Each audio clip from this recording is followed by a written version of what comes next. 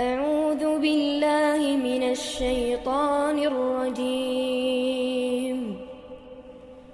بسم الله الرحمن الرحيم السلام عليكم ورحمة الله وبركاته. إن الحمد لله نحمده ونستعينه ونستغفره ونستهديه ونعوذ بالله من شرور أنفسنا ومن سيئات أعمالنا من يهده الله فهو المهتد ومن يضلل فلن تجد له وليا مرشدا. أشهد أن لا إله إلا الله وحده لا شريك له وأشهد أن محمدا عبده ورسوله. قال الله تعالى في كتابه الكريم: أعوذ بالله من الشيطان الرجيم يا أيها الذين آمنوا اتقوا الله حق تقاته ولا تموتن إلا وأنتم مسلمون. Ma'asyiral mu'minin rahimani wa rahimakumullah jami'an. Alhamdulillah, kita bersyukur kepada Allah Azza wa Jalla dengan segala kenikmatan yang Allah berikan kepada kita semua. Salawat dan salam kepada Nabi Muhammad sallallahu alaihi wasallam, khairul anbiya wal mursalin, sebagai nabi dan sebagai rasul. Ma'asyiral mu'minin rahimani wa rahimakumullah. Kita lanjutkan bahasan kita lagi dalam masalah bab mandi junub. Dalam perkara mandi junub ini ada hal yang kita harus pahami dengan baik. Ya, yang kemarin kita bahas yang penting sah, yaitu mengguyurkan air ke seluruh badan. Ya. Dan kemudian kondisi yang seperti ini menghilangkan hadas besar dan kemudian juga telah sempurna bersucinya. Kemudian kita bicara mandi junub yang sempurna sekarang. Dan insya Allah kita akan selesaikan bab mandi junub semuanya hari ini, berkaitan dengan masalah khilaf dan yang lain sebagainya. Kalau ketika ada masalah khilaf-khilaf yang terjadi, ada dua hadis yang menjelaskan tentang masalah mandi junub ini yang sempurna. Sumbernya hadis pertama dari Aisyah, yang hadis kedua dari Maimunah. Paham nih? Yang pertama dari Aisyah, yang diriwayatkan oleh Imam Bukhari dan Muslim, dua-duanya sahihain semua, Bukhari Muslim semua. Dari Aisyah, zauji Nabi sallallahu alaihi wasallam, istrinya Nabi sallallahu alaihi wasallam, kana idza ightasala minal janabati bada'a faghasala yadayhi. Rasulullah SAW kalau mandi junub itu memulai dengan mencuci kedua tangannya. Kemudian thumma tawadda'a kama yatawadda'u lis-shalah. Kemudian wudu sebagaimana wudu salat. Kemudian thumma yudkhilu asabi'ahu fil ma'. Ya, setelah itu memasukkan kedua tangannya, ya jari-jarinya maksudnya, ke dalam air. Fa yukhallilu biha usulu sya'rihi thumma yasubbu ala ra'sihi thalatha ghurafin biyadaihi. Setelah itu apa? Setelah itu menyela-nyela rambutnya. Ya. Habis masukin jarinya ke air, kemudian menyela-nyela rambutnya sampai kemana? Ke kulit kepalanya. Gosok. Kemudian setelah itu menyiramkan ke kepalanya air. Ya, dengan kedua telapak tangannya sebanyak berapa? 3 kali jidukan. Jelas sini. Kemudian thumma yufidul ma'a ala jildihi kullih. Setelah itu baru mengguyur air ke seluruh kulitnya, semuanya, seluruh badan, semua ya, dari kepala sampai kaki. Ini yang diriwayatkan oleh Aisyah. Kemudian yang kedua dari Maimunah, dua-duanya istrinya Nabi SAW. Dari Abdullah bin Abbas qalat Maimunah, dari Abdullah bin Abbas bahwa Maimunah itu pernah mengatakan bahwa wada'tu li Rasulillah sallallahu alaihi wasallam ma'an yaghtasilu bihi. Waktu itu aku pernah menyediakan air buat Rasulullah SAW mandi. Ya, fa afragha ala yadayhi. Kemudian beliau menuangkan air ke kedua tangannya. Fa ghasala marrataini aw thalathan. Maka Rasulullah mencuci tangannya berapa kali? Dua kali, kanan dua, kiri dua maksudnya, atau 3 kali, kata Maimunah. Kemudian thumma afragha bi yaminihi ala shimalihi. Kemudian Rasulullah SAW ya menuangkan air dengan tangan kanannya ke tangan kiri. Kemudian apa? Faghasala madakirahu. Kemudian Rasulullah mencuci apa? Dakarnya. Paham di sini? Setelah itu apa? Tsumma dalaka yadahu bil ard. Setelah itu dalaka ini gosok istilahnya, micet. Gosok tangannya ke tanah. Ya, jelas buat apa? Ngilangin bekas habis pegang apa? Kemaluannya, sah. Ya, kemudian thumma madmada wastanshaqa. Kemudian Rasulullah SAW kumur-kumur, ya, kemudian istinsyaq, yaitu memasukkan air ke hidung kemudian mengeluarkan lagi. Baru apa? Kemudian thumma ghasala wajhahu wa yadahu thumma ghasala ra'sah. Kayak orang wudu, ya. Mencuci apa? Mencuci wajahnya, tangannya, kepalanya. Sudah seperti orang wudu, persis wudu. Bedanya apa? Setelah itu langsung ke badan, kakinya diakhirkan. Ngapain ke badan? Thumma afragha ala jasadihi. Kemudian Rasulullah mengguyur seluruh badannya. Ya, thumma tanaha min maqamihi. Alias apa? Kalau kita bilang tanaha itu geser. Geser dari tempat mandinya, tadi kan satu tempat dia berdiri. Kemudian pindah tempat. Setelah itu apa? Faghasala qadamai. Terakhir baru Rasulullah mencuci tangannya. Kaki. Astagfirullahaladzim. Tangan. Kaki maksudnya. Tidak kelihatan? Mati ya?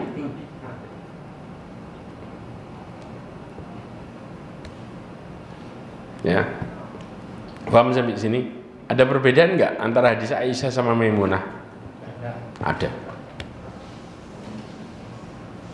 Nah, kita akan bahas masalah ini dengan 10 tahapan.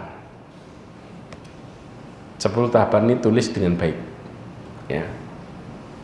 Hafalkan dengan baik masalah ini. Di riwayat yang lain, ya, riwayat Imam Bukhari, kalau tadi sahihain semuanya. Riwayat Imam Bukhari, tawadda'a Rasulullah SAW wudu'us salah. Wudu'ahu lis-salah ghaira rijlaih. Rasulullah SAW memulai dengan apa? Wudu kayak wudunya orang salat, selain kaki. Kemudian wa ghasala farjahu, kemudian mencuci kemaluan. Wa ma asabahu minal adha, ya. Kemudian apa yang mengenai dari kotoran dicuci semua. Karena namanya mandi junub itu kan posisinya apa? Bisa jadi mandi junub atau bisa jadi mandi besar secara umum. Ya. Kalau mandi besar ada pakai nyuci kemaluan enggak? Enggak pakai. Sebagaimana hadisnya siapa? Aisyah tadi. Kalau ini posisinya berarti mandi yang berkaitan dengan junub.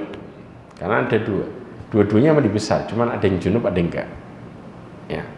Kemudian thumma afadha alaihin ma, kemudian Nabi SAW mengguyur air ke badannya, thumma tanahhara rijlaihi, kemudian Rasulullah geser kakinya, ya, faghasalahuma, kemudian mencuci keduanya, hadhihi ghusluhu minal janabah, beginilah Rasulullah mencuci mandi ketika junub. Jelas ya di sini, sama dengan hadisnya Maimunah ini. Ya, sampai di sini ada 10 cara. Yang pertama niat. Ya ikhwah, yang bedain antara antum mandi biasa setiap hari sama antum mandi besar, ya, dalam posisi antum enggak junub. Yang bedain apa? Niatnya toh. Caranya sama. Intinya kalau antum kena air ke seluruh badan sudah mandi besar. Karena pada dasarnya para ulama menjelaskan wudhu itu sunnah. Paham di sini ya? Wudhu sunnah. Ketika antum ambil wajibnya aja, antum sekedar apa? Mandi. Sudah. Itu yang membedakan di niatnya. Makanya Ibnu Hajar Al-Asqalani mengatakan wa haqiqatuhu al-ikhtisali ghusl jami'il a'dha' ma'a tamyizi ma lil ibadah amma li'adah bin niyah. Subhanallah. Ya. Pada hakikatnya, ya, mandi dengan membasuh seluruh badan, ya, dengan membedakan antara mandi ibadah dengan mandi biasa adalah niat aja. Caranya sama. Kalau kita bicara yang penting sah, caranya sama persis, gak ada yang membedakan sama sekali. Kecuali kalau antum bicara mandi yang sempurna dengan mulai dengan wudhu, itu berbeda lagi, kelihatan jelas, oh iya ini dimulai dengan wudhu. Tapi kondisi baik lagi, wudhu itu hukumnya sunnah. Ada yang mengatakan bahwa itu merupakan sunnah muakkad. Nanti kita akan membahas, ada perkataannya Imam Syafi'i masalah ini, karena orang yang meninggalkan wudhu ini, maka Imam Syafi'i berpendapat makruh karena sunnahnya sunnah muakkad. Ya. Kemudian yang kedua, membaca basmalah. Ini juga sunnah sebenarnya.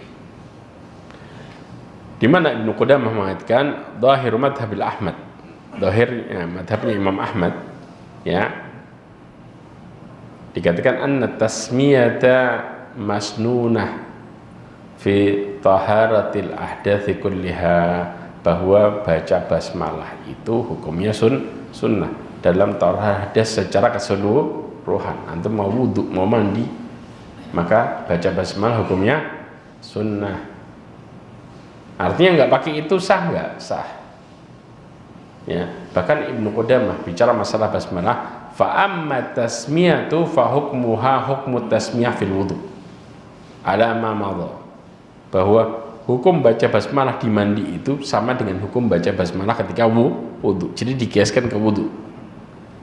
Bal hukmuha fil janabati akhaf, bahkan hukumnya di masalah mandi junub itu lebih ringan daripada di wudhu. Li'annal hadithut tasmiyah innama tanawala bisarihihi al-wudhu la ghair, karena hadis masalah tasmiyah itu lafadznya jelas di mana? Di mana? Wudhu. Gitu loh.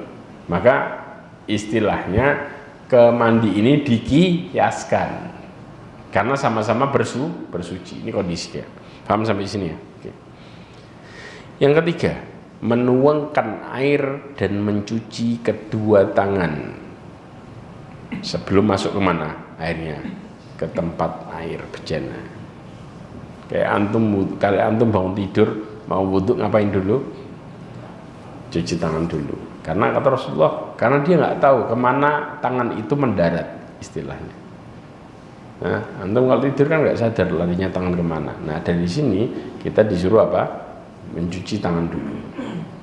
Apalagi kalau antum sampai posisinya apa? Mandi, perkara mandi junub. Terus kemudian dalam kondisi seperti ini, bahwa hukumnya juga sunnah, karena mandi junub itu yang wajib cuma 2, niat sama basuh seluruh badan, itu tok. ya putus lagi. Ya, wajibnya cuma berapa? 2. Niat sama basuh seluruh badan. Sisanya sunnah. Jelas di sini. Sebagaimana Ibnu Qudamah mengatakan, fa'ala hada yakunu wajibat al-ghusl syai'ain la ghair. Maka dari sini kewajiban mandi junub itu cuma ada 2, yaitu apa? An-niyah, niat, kemudian wa ghaslu jami'il badan, mencuci atau membasuh, kalau kita bilang seluruh badan. Dah, itu yang wajib, sisanya sunnah. Nah, mencuci kemaluan dengan tangan kiri. Ya, ini ketika kita mandi junubnya. Mencuci kemaluan dengan tangan kiri, ya. Di sini mana yang lebih didahulukan? Ya, mencuci tangan dulu atau mencuci kemaluan dengan tangan kiri dulu?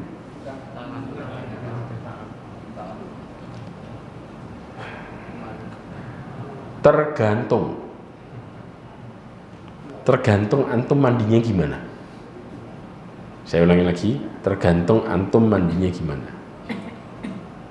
Kalau mandinya antum nyibuknya pakai tangan, maka yang dilakukan duluan yang mana?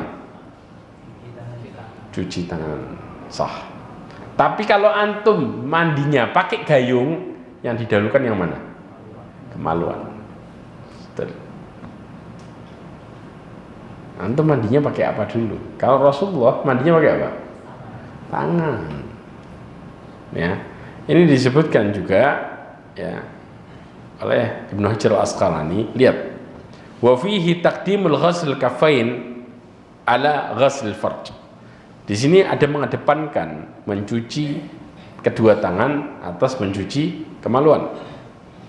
Waliman yuridul ightiraf li'alla yudkhilahuma fil ma', ya. Kemudian ini bagi siapa yang dia menciduk air dengan kedua tangannya, ya. Ma la'allahu yustaqdar fa amma idza kana al-ma'u fil ibri, ya. Maka kemudian orang kalau yang apa namanya, kalau khawatir airnya kotor, maka otomatis dia mengedepankan apa? Cuci tangan. Tapi kalau dia pakai ceret mandinya, alias tangan airnya taruh di ceret, ya, fa aula taqdimul ghusl farj, lebih utama membasuh yang disebut dengan apa? Kemaluan dulu. Kemudian baru apa? Litawalil a'dha'il wudu, supaya dia bisa apa? Bisa mencuci anggota tubuh secara berurutan. Tidak pakai nanti habis tangan sudah bersih, kemudian ke kemaluan, nanti bersihin lagi, baru kemana? Baru wudhu. Ini caranya. Rata-rata kita mandinya pakai apa sekarang? Apalagi pakai shower. Aduh, sudah lah. Kalau pakai shower atau zaman sekarang kalau kita bilang lebih utama yang mana? Mandi dengan mulai dari mencuci kemaluan dulu. Karena kita bukan kayak dulu pakai tangan ini, ya.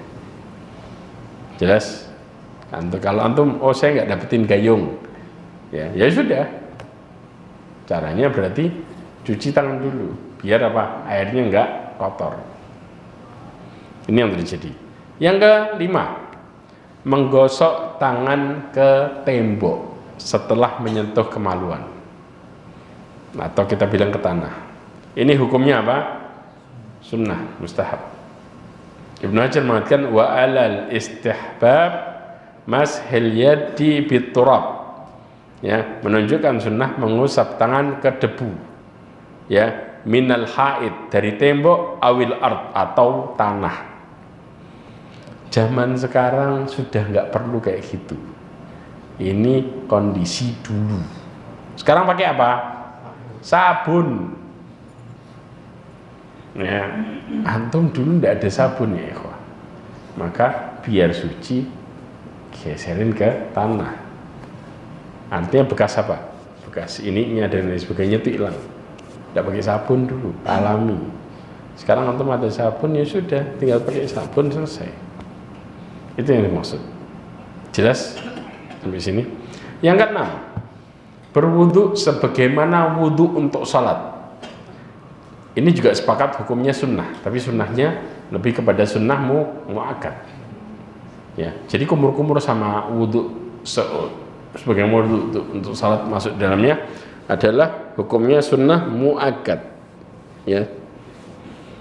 Sebagaimana Imam Nawawi mengatakan al-wudu sunnah fil ghusl, bahwa wudu itu sunnah di dalam mandi. Walaysa bisyart wala wajib. Hada madahibuna. Ya, bukan merupakan sebuah syarat dan bukan sebuah kewajiban, dan ini adalah madhab kami, yaitu madhabnya Syafi'iyah. Ya, wa bihi qala al-ulama kafah. Dan ini juga dikatakan oleh para ulama keseluruhan, ya, illa ma hukiya an Abi Thaurin, ya, kecuali apa yang dihikayatkan dari Abi Thaur, kemudian juga al-Imam Abu Dawud, ya, annahuma syaratahu kada hakahu, ya, ashabuna anhuma, bahwa keduanya itu menjadikan wudu itu merupakan sebagai syarat, keduanya, ya. Wa naqala Ibnu Jarir At-Tabari, ya, Ibnu Jarir menukil, ya, al-ijma' ala annahu la yajib, bahwa sepakat bahwa wudu itu enggak wajib. Jelas dalilnya apa? Allah Subhanahu wa taala menyuruh untuk mandi bil ghusl, amara bil ghusl lam yadhkur wudu'an. Dan Allah tidak mengucapkan kata-kata wudu. Jadi perintahnya langsung mandi. Jelas? Oke. Kemudian yang ketujuh, setelah wudu sempurna ngapain? Mulai membasahi rambut dan menyela-nyela pangkal rambut. Pangkal rambut itu mana? Kulit kepala itu. Di sela-sela sampai kulit kepala, ya, sampai basah keseluruhan kulit kepala. Pertanyaannya nih, gimana kalau rambutnya dikepang? Kira-kira gimana? Copotin satu-satu. Antum sebelum mandi, pramandinya bisa sejam. Nah, kebayang? Kita akan bahas masalah ini.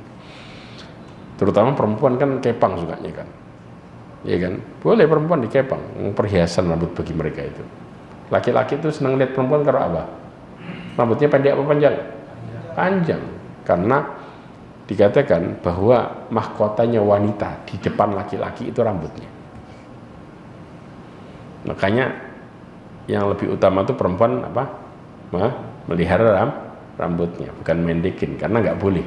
Tasyabuh itu nggak boleh. Ya, dilarang seorang laki-laki menyerupai wanita dan seorang wanita menyerupai laki-laki, bahkan masalah rambutnya juga. Ya. Kemudian thumma hada at-takhlilu ghair wajib. Kemudian nyela-nyela ini bukan wajib, ittifaqan. Ya, kesepakatan para ulama. Illa in kana asy-sya'ru mulabbadan, kecuali rambutnya kusut acak-acakan. Perempuan begitu ada orang rambutnya sampai jabrik gitu. Keribunya keribu gede. Gimana kira-kira? Kalau diguyur gini tok bisa sampai nyela nggak? Nah, itu yang dimaksud. Maka hukumnya wajib nyela, wajib. Supaya apa? Airnya bisa nyampe ke kulit kepala. Tujuannya di situ. Kalau enggak kayak apalagi rambut botak, sudahlah, guyur selesai. Enggak pakai, mau yang apa yang mau disela istilahnya. Nggak ada yang mau disela. Ini yang dimaksud. Maka dari sini, ikhwah, ya, kalau kemudian rambutnya kusut, ya, dalam artian dia ngempel gitu istilahnya, ya, maka ini harus bisyai'in yahulu bainal ma'i wa bainal usuli ila usulihi, ya, dia harus menyela dengan air yang sampai nyampe ke kulit kepalanya. Kalau enggak kerasa kulit kepalanya maka belum bisa sah. Karena pada dasarnya intinya mandi itu adalah mengalirkan air ke seluruh tubuh, termasuk kepala. Semua kena, lipatan-lipatan juga harus kena. Paham di sini? Ini prosesnya. Makanya dari sini kepala harus dipastikan. Jelas? Tapi kalau rambutnya dikepang, ya, maka cukup guyur airnya sebanyak 3 kali. Karena kalau rambut dikepang tuh kelihatan nggak kulit kepalanya? Nah, ini yang saya maksud. Jangan dilepasin. Tapi cukup apa? Diguyur, yang penting kena kulit kepalanya. Karena intinya yang disasar apa? Kulit kepalanya. Intinya itu. Ya, nggak harus rambutnya satu-satu kena air semuanya, nggak. Intinya sampai di kulit kepalanya. Ya, makanya Ummu Salamah bertanya kepada Nabi SAW, ya Rasulullah, ini imra'atun asyuddu darfa ra'si. Wahai Rasulullah, aku ini seorang perempuan yang ngepang rambut, karena perempuan itu senang apa? Ngepang. Ya, fa'anquduhu lil ghuslil janabah. Ya, maka kemudian apakah aku harus buka kepangku untuk apa? Mandi junub. Maka kata Rasulullah, la, innama yakfiki, ya, antahthi ala ra'siki thalathan, ya, hathayat thumma tufidhina alaikil ma fatadhurin. Dikatakan apa? Cukup bagimu guyur kepala dengan apa? 3 kali. Kemudian guyur bagian tubuh yang lainnya dengan air, ya, maka engkau telah apa? Engkau telah bersih, suci maksudnya. Ya. Nah, tapi mana yang lebih baik? Dikepang atau dibuka? Lebih utama lagi kalau dibuka. Sebagaimana Nabi SAW mengatakan kepada Aisyah. Dalam hadis riwayat Imam Bukhari dikatakan, "Unqudi ra'saki, ya, wam tasyiti." Dikatakan bahwa bukalah kepangan kepalamu dan kemudian apa? Bersisirlah. Berarti di sini apa? Yang lebih utama yang mana? Buka kepangan, kemudian diurai, disisiri. Ya, maka ini lebih utama daripada dalam kondisi tetap dikepang. Bukan berarti orang yang dikepang dulu enggak sama sekali. Tapi kita bicara lebih afdalnya. Tapi kalau kepangannya dalam kondisi kepangan yang rapat sampai menutup kulit kepala, maka wajib buat dia untuk buka kepangan. Karena ada tuh rambut yang sampai kepangannya rapat gak kelihatan kulit kepalanya. Nutup kan di sini, maka di sini wajib buka kepangannya supaya apa? Supaya air bisa masuk kemana? Ke kulit kepalanya, selah. Yang ke-8, ya, siram kepala 3 kali. Caranya gimana? Mulai dari kanan. Karena Rasulullah SAW, ya, yu'jibuhut tayammun. Rasulullah itu senang mulai dari bagian kanan, ya, di dalam semua aktivitasnya. Ya. Artinya kalau yang baik-baik Rasulullah suka dari bagian kanan, paham ya? Pakai baju, ya, pakai celana dan yang lainnya lah. Di sini, ya, mulainya siram kepala kanan.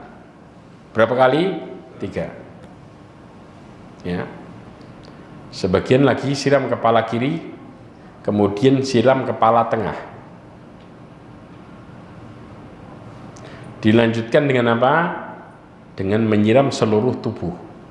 Kemudian menyela jari ke seluruh kulit kepala. Biar kena, istilahnya gitu. Nah, dalam posisi di sini ya ikhwah, bahwa fihi istihbabu at-tathlith, ya, ini menunjukkan sunnahnya membasuh 3 kali. Sunnah, ya. Qala Nawawi, Imam Nawawi mengatakan wala na'lamu fihi khilaf, kami tidak mendapati khilaf illa ma tafarrada bihi Mawardi, kecuali Imam Mawardi pendapatnya sendiri. Yang lainnya apa? Mereka semua sepakat yang lainnya. Imam Mawardi berkata sendiri, dikatakan la yastahabbu at-tiqraru fil ghusl. Ya, kata Imam Mawardi tidak disunnahkan mengulang dalam membasuh. Paham ya? Sekali kalau sudah kena semua cukup sudah. Ini Imam Mawardi. Tapi ulama yang lainnya mengatakan apa? Sunnah berapa kali? 3 kali guyurnya. Jelas? Kemudian yang ke-9, mengguyur air ke seluruh tubuh. Tentunya mulai bagian dari mana? Kanan dulu, baru kiri. Paham sampai sini?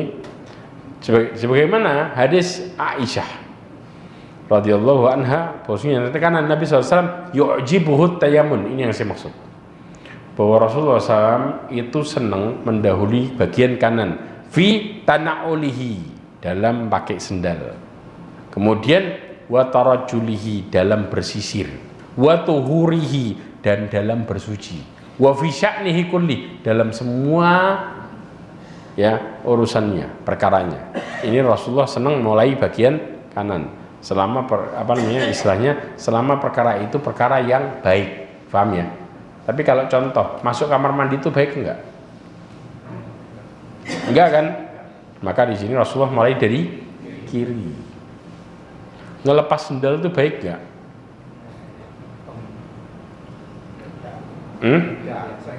Enggak. Melepas sendal kan kalau lepas kotor kan sendal kaki antum. Nah, maka Rasulullah melepas sendal pakai mulai dari kiri. Itu yang dimaksud. Ya. Keluar dari masjid. Kiri. Ya. Karena yang baik itu mana? Masuk masjid. Jadi semua perkara-perkara yang dilihatnya ya tidak baik ya, maka otomatis Rasulullah mulai dari kiri. Jelas masalah ini supaya kita bisa bedain. Kemudian yang ke-10, berpindah tempat baru mencuci kedua kaki. Ya. Tapi di sini terjadi khilaf di kalangan para ulama tentang masalah ini. Kenapa? Karena Aisyah itu di awal mengatakan apa? Kemudian berwudu sebagaimana wudunya orang untuk sholat. Hadis tadi yang pertama, ya apa enggak? Berarti kalau wudu seperti wudunya orang sholat, kakinya masuk enggak? Masuk. Nah, kalau gabungin masalah kaki ini, hadis Aisyah, hadis Maimunah gimana caranya? Nah ini, berarti kan baik-baik. Ya, makanya sebagian para ulama berpendapat bahwa membasuh kaki dikedepankan bukan diakhirkan, sebagian. Ya, yaitu pas waktu wudu tadi. Sebagaimana wastadalla bihal hadis. Ya, sebagaimana berdalil dengan hadis siapa? Aisyah. Ala istihbabu ikmal wudu. Sunnahnya menyempurnakan wudu qabla al-ghusl, sebelum mandi. Jadi sebelum mandi wudu dulu sempurna baru mandi. Ya, wala yu'akhkhar ghusl rijlain ila faraghihi, dan tidak mengakhirkan mencuci kedua kaki sampai di posisi setelah selesai. Istilahnya gitu. Ya. Jadi cukup dibasuh di awal. Tapi nanti ada penggabungannya, ada tafsilnya, tergantung antum mandinya di mana. Ya. Untuk menggabungkan antara hadis Aisyah sama Maimunah. Jelas sampai sini. Kemudian wa huwa dhahir min qawliha, dan ini merupakan ya yang tampak dari ucapannya sebagaimana wudu untuk salat, ucapannya Aisyah. Ya. Tapi di hadis Aisyah yang riwayat yang lain ya yang disahkan oleh Imam Muslim dari Abu Muawiyah, karena Rasulullah SAW idza ikhtasala minal janabati yabda fayaghsilu yadayhi. Rasulullah SAW kalau mandi junub itu memulai dengan mencuci tangannya, thumma yufrighu biyaminihi ala simalihi, kemudian guyur pakai tangan kanan ke kirinya ya, kemudian fayaghsilu farjah, maka Rasulullah mencuci kemaluannya, thumma yatawadda wudu' alis salah, kemudian berwudu seperti wudunya orang salat. Kemudian apa? Thumma ya'khudul ma', kemudian mengambil air lagi, fayudkhila asabi'ahu fi usuli sya'rihi, kemudian memasukkan tangannya ke apa? Ke kulit kepalanya itu, nyela-nyela rambut istilahnya. Hatta idza ra'a an qad istabra'a hafana ala ra'sihi thalathan hafat. Dikatakan kalau sudah menyela-nyela selesai, ya, kemudian Rasulullah SAW melihat sudah bersih, baru membasuh apa? Kepalanya 3 kali. Ya, thumma afadha ala sa'iri jasadi, kemudian mengguyur ke seluruh badannya. Thumma ghassala rijlaihi, kemudian baru mencuci kedua kakinya. Berarti nyuci kaki ini berapa kali berarti? Hah? 2 kali. Pas wudhu nyuci, selesai mandi nyuci lagi. Ini riwayat yang lain, tapi dari Aisyah juga. Paham sampai di sini? Hadis riwayat Imam Muslim.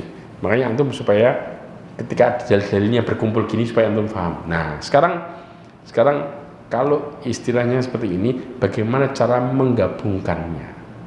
Hadis Aisyah ini ada 2 kemungkinan. Kemungkinan yang pertama, ya, berwudu dengan sebagian besar anggota wudu selain kedua kaki. Itu yang dimaksud wudu seperti wudunya orang sholat. Ada yang berpendapat ini, mentafsirkan hadis Aisyah, paham ya? Ada lagi yang berpendapat bahwa maksudnya adalah membasuh kaki 2 kali. Kapan? Pas waktu awal wudu, kemudian setelah selesai mandi. Ya. Berarti di sini, ya, bolehnya memisahkan anggota wudu. Berarti apa? Setelah wudu kan kaki nggak kesentuh kan? Terakhir baru kaki. Berarti diakhirkan nggak nih kaki? Dipisah nggak? Dipisah, sah. Nah, dari kondisi yang seperti ini ya ikhwah, pendapat yang ini Imam Malik mengatakan, ya, fadhahaba jumhur ala istihbab ta'khirul ghusl yadai rijlain. Dikatakan sunnahnya, jumhur ulama mengatakan sunnahnya mengakhirkan kaki buat apa? Dicuci. Tapi Imam Malik mengatakan in kana makan ghair nadhif fal mustahabbu ta'khiruhuma. Kalau antum mandi di tempat yang enggak bersih. Enggak bersih apa? Lantainya. Maka kita lebih utama ngapain? Mengakhirkan kaki. Karena kalau sudah wudhu ini selesai, kemudian kaki antum kena najis lagi, gimana kira-kira? Paham? Maka istilahnya wudhunya mayuk tabar. Dan artian antum harus, maksudnya wudhunya sah, tapi kan kotornya kaki antum harus cuci lagi. Akhirnya cucinya berapa kali? 2 kali kan? Nah, tapi ya, wa illa taqdimu wa inda Syafi'iyah. Maka kalau enggak tempatnya antum bersih nih, kayak sekarang kamar yang sekarang bersih, maka lebih utama apa? Mengedepankan, yaitu wudhu dengan wudhu yang sempurna.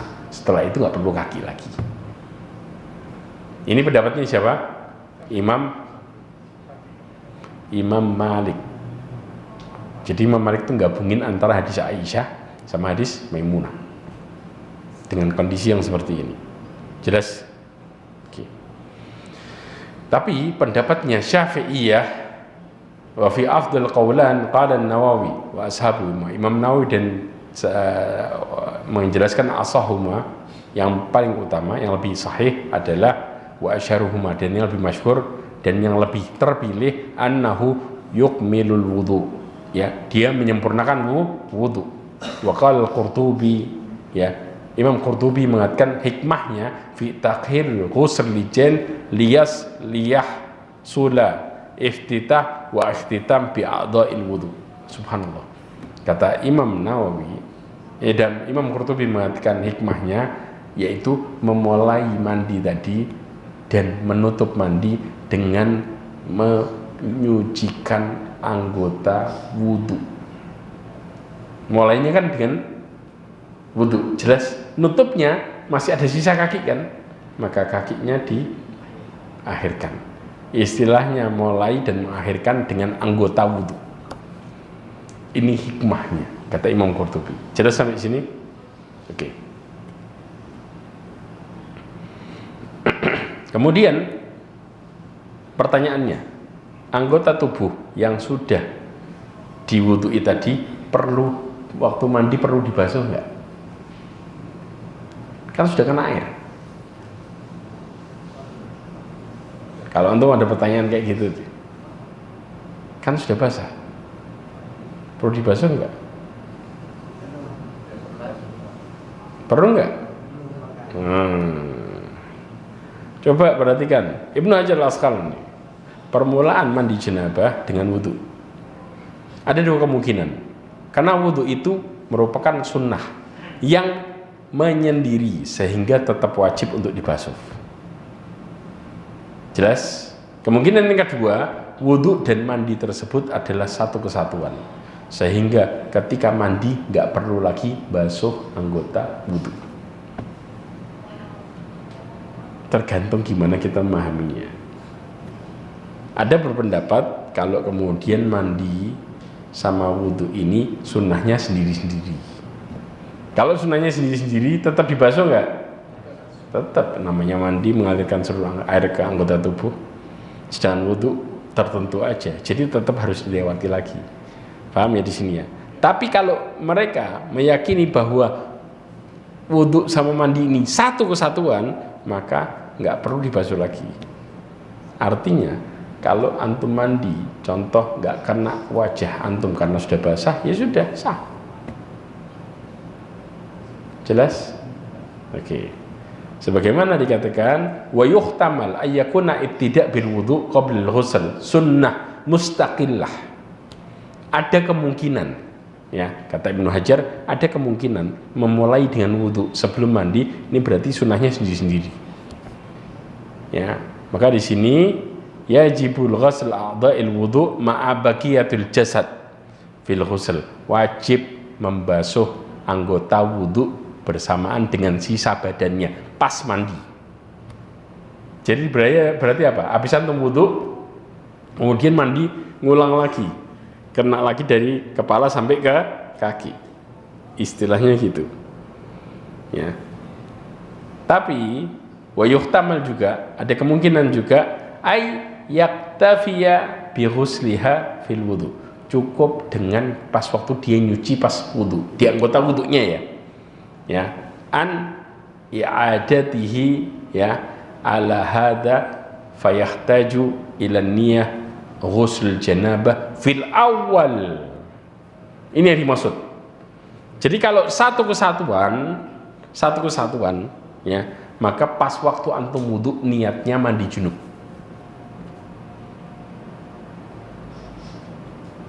Kenapa? Karena nanti pas mandi nggak perlu basuh anggota wudu lagi, karena sudah niat dari awal.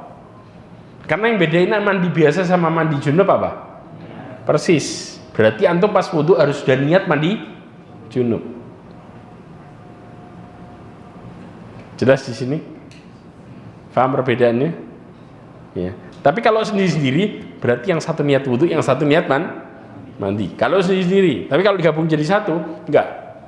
Dari awal sudah satu paket niatnya mandi junub, walaupun ada wudunya di dalamnya. Jadi pas antum mandi nggak perlu nyuci yang anggota wudu lagi, sudah kelewat semuanya. Nah, sudah sah. Nanti makanya tergantung dari mana nih posisi konsep penglihatannya kita terhadap permasalahan ini. Jelas? Kalau antum pisah mandi sama wudu, bisa nggak dipisah? Bisa aja, bisa, nggak ada permasalahan untuk pisah. Toh ya dua-duanya merupakan bersuci. Mandinya tetap mandi sah, karena antum istilahnya niat mandi di posisi kapan? Pas mandi, pas wudu niat wudu. Maka otomatis pas waktu mandi antum harus nyuci balik lagi, ngulang dari awal sampai akhir. Artinya nyuci dari kepala sampai ke kaki. Jelas sampai sini? Tapi kalau posisi dari awal sebelum wudu kita niat mandi besar, maka nggak perlu ngulang lagi pas di posisi mandinya. Nggak perlu memastikan Ini tangan sudah kena apa belum? Jelas? Paham di sini? Nah, itu. Makanya ini pentingnya kita memahami sesuatu. Tapi pendapat yang lebih kuat kemungkinannya adalah pendapat yang pertama, bahwa ya wudu itu sunnah tersendiri, mandi juga sunnah tersendiri. Wallahu a'lam bishawab. Masing-masing memiliki pendapat. Kemudian bagaimana hukum kumur-kumur? Wajib atau sunnah? Hukum kumur-kumur ini sunnah muakkad. Sebagaimana tadi saya sebutin, sebagaimana hukum wudu, sunnah muakkad. Berarti kalau ditinggalin hukumnya apa? Dibenci, alias makruh sahih. Jadi orang ninggalin sunnah muakkad enggak kebagusan istilahnya. Bahkan orang ninggalin sunnah lu kan kalau dilakukan dapat pahala, tapi kalau tinggalin enggak apa-apa. Ini yang sering kita tinggalin rugi ya ikhwah. Namanya sunnah itu untuk tinggalin rugi. Rugi apa? Karena pahalanya banyak, tambahan pahalanya banyak. Paham di sini ya? Bukan berarti ditinggalin enggak apa-apa, ada apa-apa. Ya, apalagi posisinya apa? Posisinya sunnah muakkad. Makanya Imam Nawawi mengatakan al-wudu wa madmadah wal istinsyaq sunnah fil ghusl. Wudu ya, madmad sama istinsyaq itu sunnah di dalam mandi. Fa in taraka thalathata sahha ghuslah. Kalau dia meninggalkan 3 ini, mandinya benar. Tapi Imam Syafi'i mengatakan ya, di dalam Mukhtasar disebutkan bahwa fa in tarakal wudu wa madmadah wal istinsyaq faqat asaa. Ya, kalau dia meninggalkan wudu ya, kemudian kumur-kumur sama istinsyaq, masukin air ke hidung, ini dia telah berbuat keburukan. Ya, kemudian yasta'nifu madmadah wal istinsyaq. Kemudian apa? Hendaklah dia mengulang kumur-kumur dan juga istinsyaqnya. Kemudian Al-Qadhi Husain mengatakan apa? Bahwa sammahu musian, disebut buruk di sini karena dia meninggalkan sunnah muakkad. Jadi wudu, kumur-kumur sama masukkan air ke hidung ini hukumnya sunnah muakkad, dimandi. Kalau bicara sah-sah, tapi antum makruh. Ini pendapatnya siapa? Imam Syafi'i. Kemudian yang terakhir, apa perlu pada waktu mandi gosok tangan ke seluruh badan? Sambil diginiin enggak? Apakah cukup air tok diguyur? Enggak pakai gosok-gosok sah? Mana? Gosok, yakin? Guyur sah. Enggak perlu gosok, yang penting airnya kena, selesai. Ya, Ibnu Qudamah mengatakan wala yajibu alaihi imraru yadihi ala jasadihi, enggak wajib. Ya, yaitu ngusap tangan ke seluruh badan. Fil ghusl wal wudu, di dalam mandi dan wudu. Paham di sini? Idza tayaqqana aw ghalaba ala dhannihi wusul ma' ila jami' jasadihi. Kalau dia yakin kalau air itu sudah kena ke seluruh badan, tapi kalau enggak ya dibantu gosok. Kalau enggak, biar apa?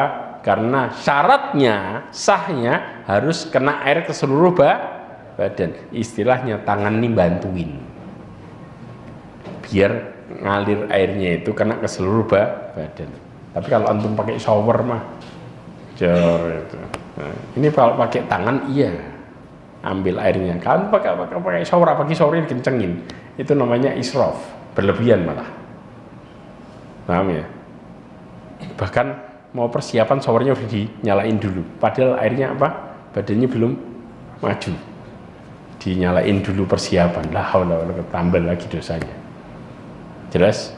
Hati-hati masalah ini. Nah, sekarang kalau sudah mandi, mau sholat, wudhu dulu enggak?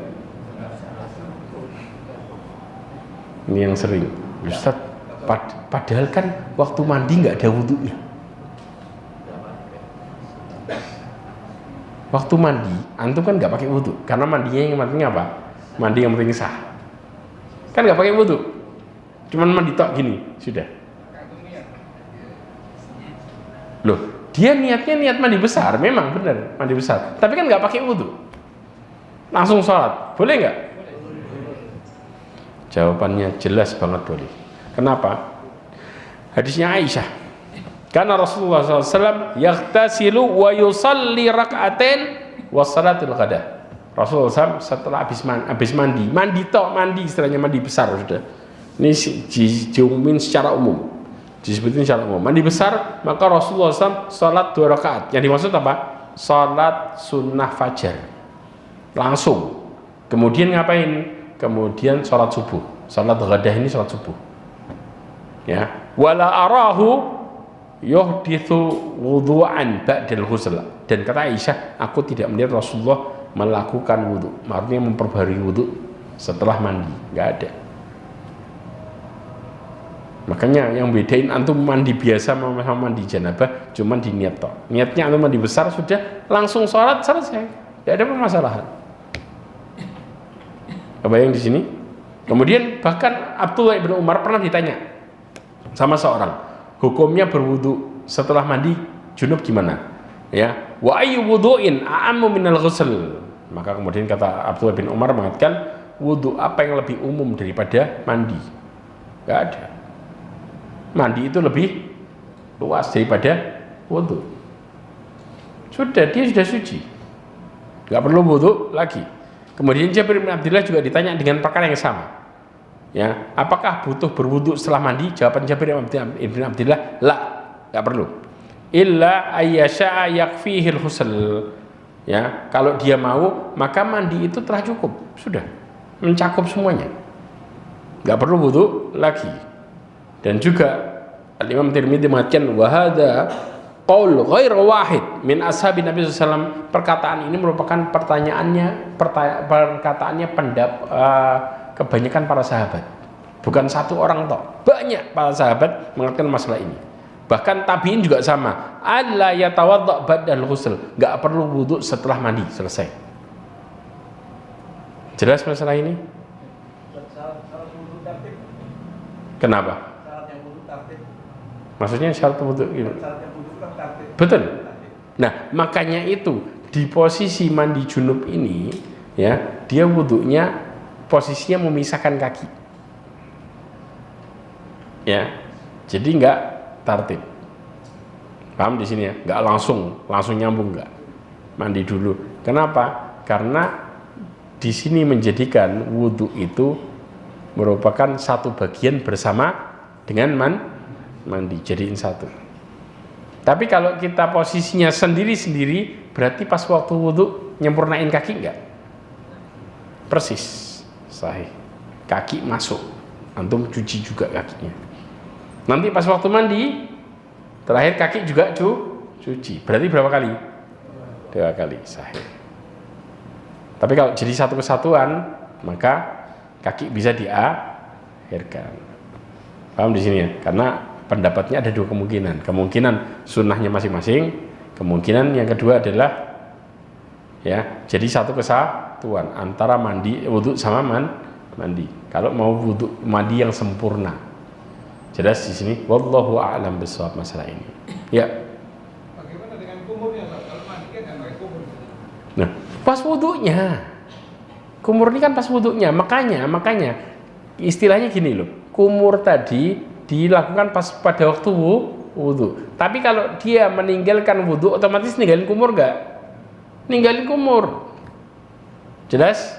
Dia masalah mandi enggak usah wudhu lagi. Iya, mandi enggak usah wudhu lagi. Yang dimaksud adalah mandi biasa. Enggak pakai kumur, enggak pakai apa. Tapi ya, Imam Syafi'i berpendapat wudhu sama kumur ini masuk ke dalam perkara apa? Sunnah muakkad. Jelas ya, pendapatnya Imam Syafi'i. Tapi yang lainnya mengatakan apa? Sunnah toh, bukan sunnah muakkad. Faham di sini? Jadi ada 2 pendapat. Ada pendapat Imam Syafi'i mengatakan sunnah muakkad. Makanya orang kalau meninggalkan wudhu, berarti mereka melakukan apa?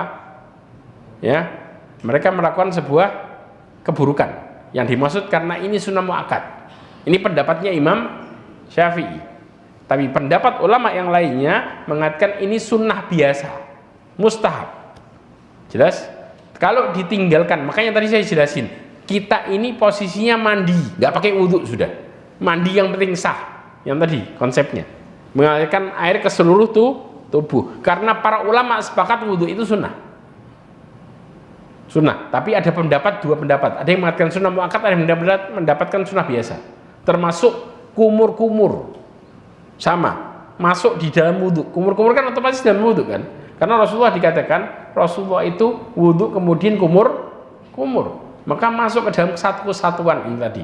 Paham sampai sini? Nah, kalau orang meninggalkan wudhu sama kumur-kumur jadi satu kan sama wudhunya tadi, otomatis sah nggak dia? Sah. Nah, dia tidak perlu wudhu lagi. Makanya tadi saya tanya, ya, bahwa kalau orang mandi kan nggak ada wudhu di situ. Kalau dia yang penting sah. Tapi apakah perlu wudhu lagi? Jawabannya nggak perlu. Jelas? Makanya dikatakan bersuci yang paling umum, sempurnanya adalah mandi. Paham? Jadi tergantung antum mau mandi yang mana nih?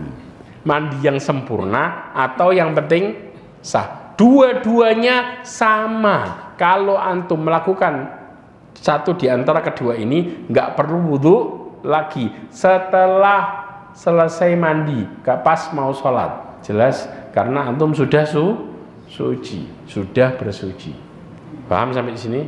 Tapi menurut Imam Syafi'i, orang yang meninggalkan wudhu dan juga kumur-kumur di dalam wudhu, mereka orang yang apa?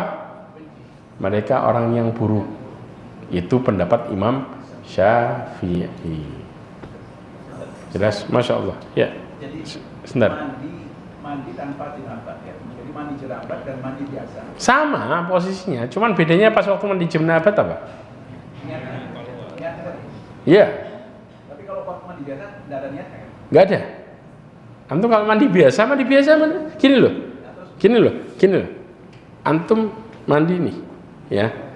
Yang membedakan mandi antum mandi sehari-hari sama antum mandi junub itu membedakan cuma di niat. Antum mandi setiap hari pakai niat gak? Saya niat mau mandi, gak pakai. Antum mandi aja, betul apa enggak? Ini yang disebut mandi biasa. Paham ya? Antum mandi junub, kalau posisinya yang penting sah, sama kayak mandi biasanya. Sama enggak? Mandi besar ya? Sama enggak? Sama. Ya, cuman posisi pada waktu mandi tadi kita niat buat mandi besar. Gampangannya gitu, mandi besar. Jelas? Paham di sini? Mungkin nanti bingung masalah nyuci kemaluan. Betul ya? Jadi mandi biasa sudah diniati wudhu begitu. Nggak perlu niat wudhu. Untuk sholat tidak perlu wudhu. Gini. Untuk sholat itu harus bersuci. Bukan wudhu. Bersuci ini ada dua. Ada wudhu, ada mandi, ghusl. Jelas? Harus bersuci. Garis bawahi bersuci. Kita nggak bicara harus wudhu. Karena kalau antum mandi, jadi nggak perlu wudhu lagi. Kalau harus wudhu, otomatis orang yang mandi harus wudhu lagi. Jelas? Jadi judulnya harus bersuci. Dalam kondisi sudah bersuci. Paham sampai sini? Ini pemahaman yang selama ini kita salah. Kita mengatakan antum kalau sholat harus wudhu. Enggak, harus bersuci. Itu yang tepat. Jelas? Wallahu a'lam. Fadhil. Bentar. Itu kalau kaki sampai mata kaki, tangan sampai situ. Iya. Kalau wajah sakit. Iya. Pernah bukan diberitahu ya. Kalau bisa Ustaz itu katanya diperpanjang. Hadisnya ada. Nah, ini baru saya diberi hadis. Sesungguhnya umatku akan dipanggil pada hari kiamat dengan cahaya di wajah, tangan dan kaki karena bekas itu. Barang siapa di antara kamu ada yang mampu untuk memperpanjang atau memperbesar cahaya, maka ia memperbesarnya. Nah, Ustaz itu mengatakan bahwa wajah itu sampai tengkuk dan leher kan memperpanjang. Yeah. terus tangan itu sampai lengan. Kalau kaki hampir lutut, ya itu benar itu. Ada yang berpendapat itu, Iya. nah itu dari kiamat nampak lebih besar. Masya Allah. Mana tenaga besar. Ada yang memberi anuan. Oke, insya Allah kita bahas itu di besok insya Allah pertemuan berikutnya. Tapi yang jelas, antum kalau bicara masalah wudhu ini, ya perhatikan ayat Al-Quran Al-Ma'idah ayat 6. Istilahnya kayak gitu. Mereka hanya memperbesar. Makanya umat Nabi SAW itu dibedakan dari umat-umat yang lainnya. Ghurran muhajjalina min atharil wudhu. Mereka itu nanti mereka bercahaya gara-gara bekas wudhu. Ini yang membedakan umatnya Rasulullah dengan umat-umat yang lainnya. Mungkin dia berpikir tentang masalah memperbesar cahaya dengan cara memanjangkan anggota wudhu. Bagaimana ini? Wallahu alam. Insya Allah kita akan bahas di berikutnya. Jelas? Oke. Ya. Hah? Kenapa? Sama. Mandi besar nggak bukan itu? Antum mau mandi Id, mandi Jumat, semua judulnya mandi besar, posisinya pelajarannya sama persis, nggak ada yang bedain. Loh, enggak, namanya mandi besar, persis, sudah jelas, nggak ada yang bedain, paham ya di sini ya? Wallahu a'lam bishawab. Dua-duanya kan sudah kita bahas, jelas insya Allah, paham ya? Ya, terakhir dua, ya, Fadhil. Kenapa? Ya, nyuci kemaluan kalau antum mandi yang penting sah, termasuk di dalamnya mencuci kemaluan. Iya. Jelas? Loh, dia antum mencuci kemaluan selesai kemudian berguyur. Tapi kalau ternyata antum posisinya mandinya mandi umum. Antum enggak junub. Gimana? Ya sudah ngalirin air toh. Paham di sini? Jelas? Wallahu alam. Terus? Iya.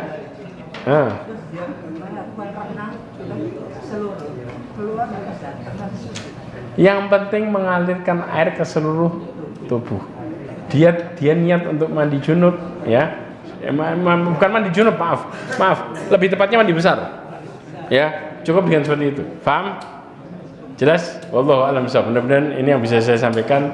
Mudah-mudahan apa yang kita pelajari hari ini bermanfaat dan mudah-mudahan Allah Subhanahu wa taala menerima ibadah kita semuanya dan menutup hidup kita semua dengan husnul khatimah. Subhanakallahumma wa bihamdika asyhadu an la ilaha illa anta astaghfiruka wa atubu ilaik wa akhiru da'wana alhamdulillah. Assalamualaikum warahmatullahi wabarakatuh.